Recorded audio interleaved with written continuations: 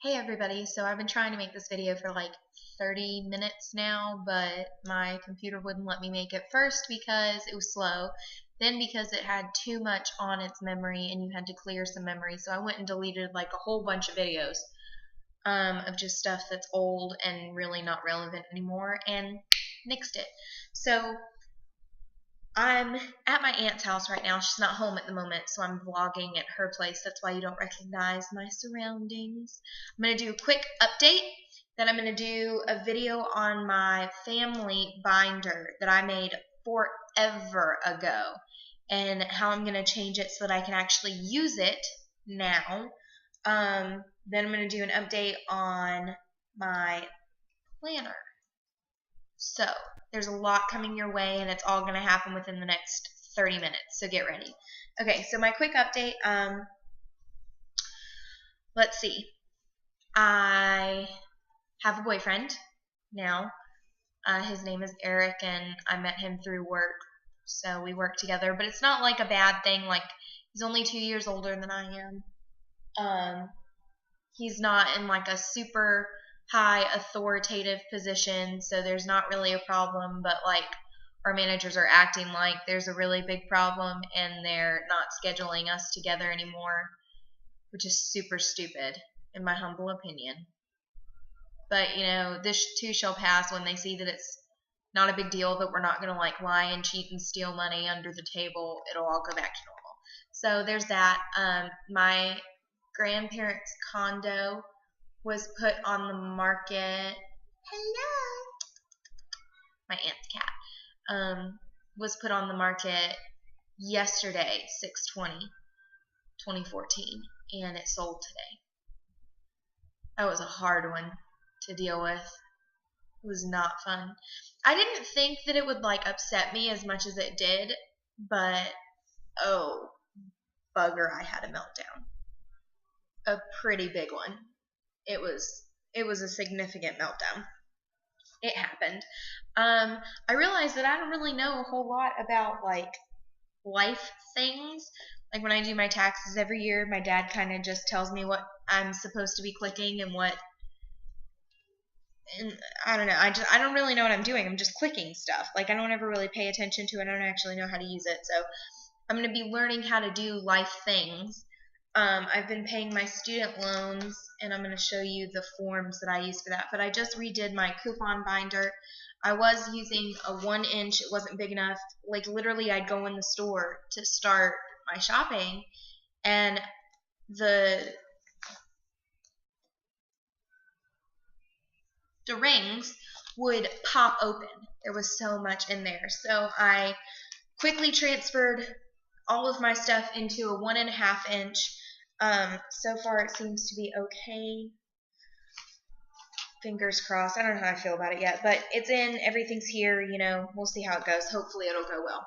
Speaking of which, I need to add, I have an obsession with stationery, as some of you may or may not know. And one of my stationery things is actually what we always write our grocery lists on here. That it says to do at the bottom, but you know, to shop is just as appropriate. I bought a little zippy pouch from Five Below. It was $1. I bought 3 of them. One for this, one for, no, I only bought 2. I bought one for my coupon folder and one for the party planning folder that I made for party planning with Rye and such. So I just put the notepad in here. I'm going to put a pen and an orange highlighter in there also, and maybe even a pencil.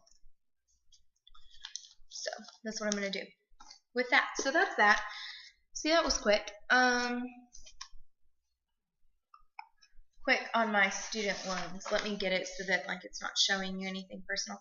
So I keep it in. For me, money and financial stuff is green. So it goes in a green folder, and it's just labeled student loans at the top. And on a sticky note, I keep my, let me put this like really, no, you can't see it. On a sticky note on the front cover is where I put my login information, my password, and then with Publix, you can do these You Promise cards, and they're supposed to help you earn money back towards paying off your student loans.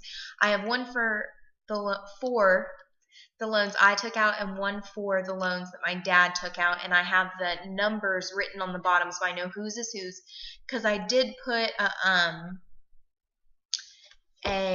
our name, like Dad and Mary, on the card itself in Sharpie, but that's going to wear off and I know it.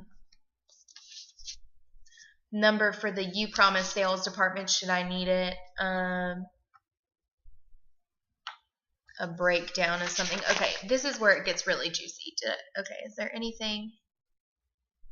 No. Okay. I made an Excel spreadsheet, naturally, because I'm obsessed with Excel.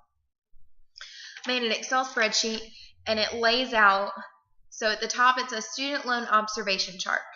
Prior to first payment, PYFT is what's in like the first column.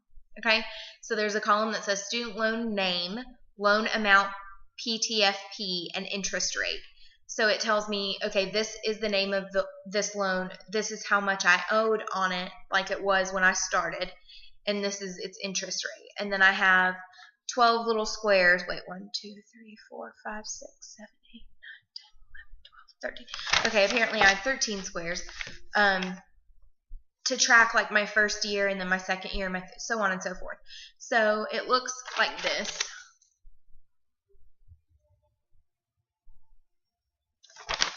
And I've just been using that to track. So I have 8 loans total. And next to like, so based on Dave Ramsey's system, you're supposed to pay back whichever debt you have that is the lowest. It doesn't matter interest rate or anything. Whatever you have the lowest balance on is what you're supposed to pay off first.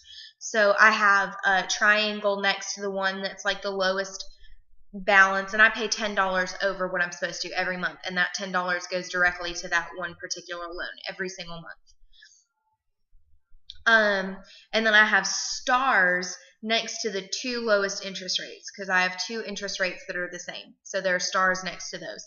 So in case, you know, after I'm done with the lowest balance, like the lowest owed amount, I can go to maybe the next lowest interest rate or go to the next lowest amount. I haven't decided which I'm going to do yet, but I keep that in here.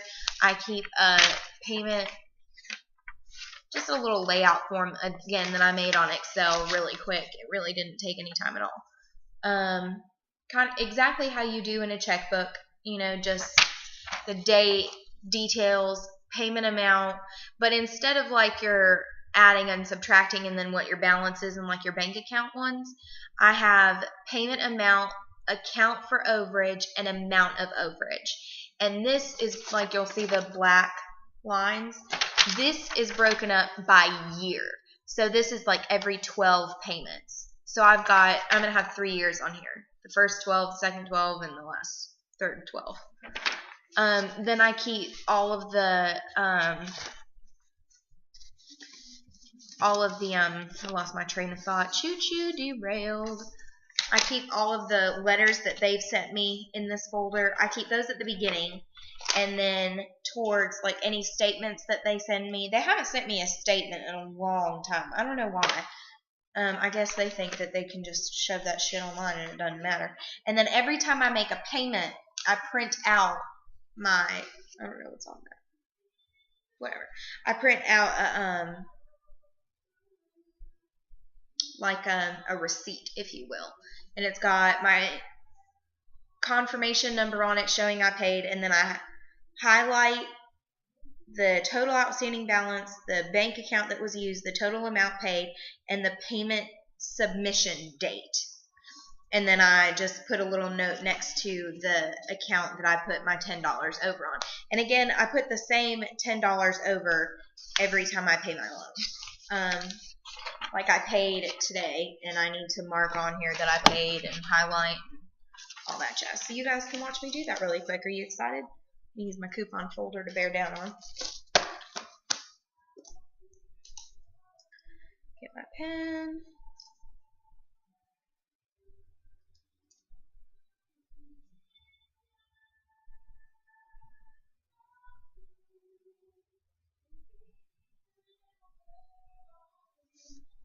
So I just write, I underline which loan it was that received the $10 over, and then I write received $10 over. And then I get my highlighter, and then I highlight the outstanding balance, the account number, the total amount paid, and the payment date submission. Because Sallie Mae told me that if that's who my loans are through, by the way. Sallie Mae told me if I make all of my first year's worth of payments on time, they'll forgive like a certain percentage of money, and I won't have to pay it back. And I asked the person when I called to like get all the information on how this is done and everything.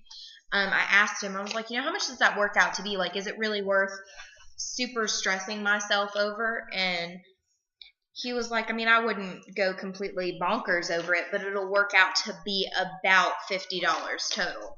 And $50 may not seem like a lot, y'all, but trust me, that crap adds up quick.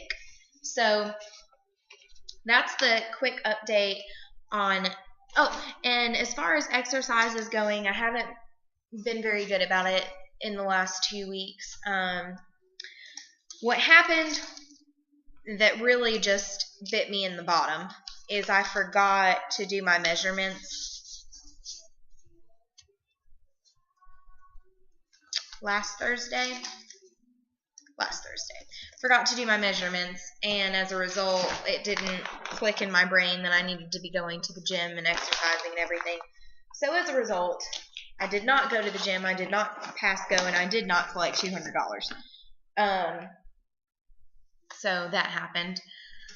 But I'm trying to get back into it. Really, I am.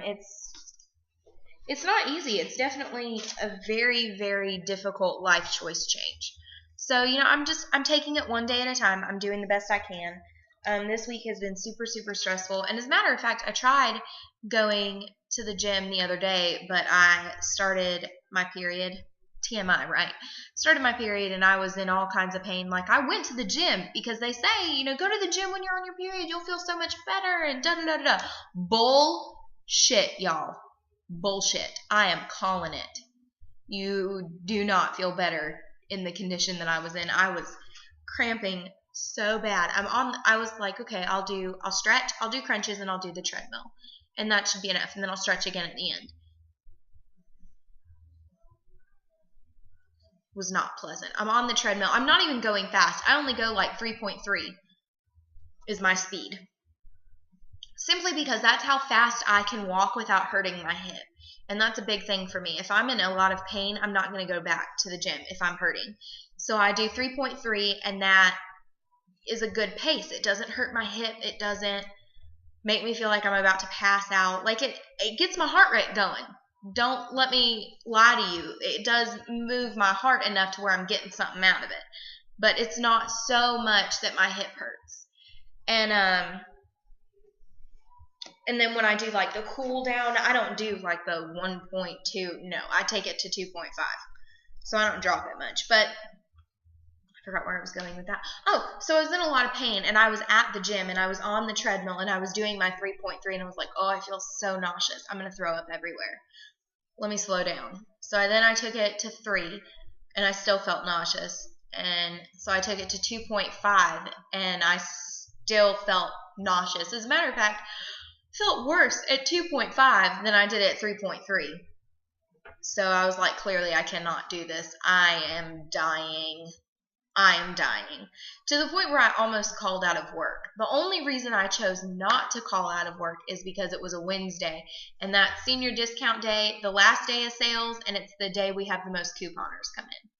Wednesday and Thursday are high coupon days, and I was like, I can't do that to them.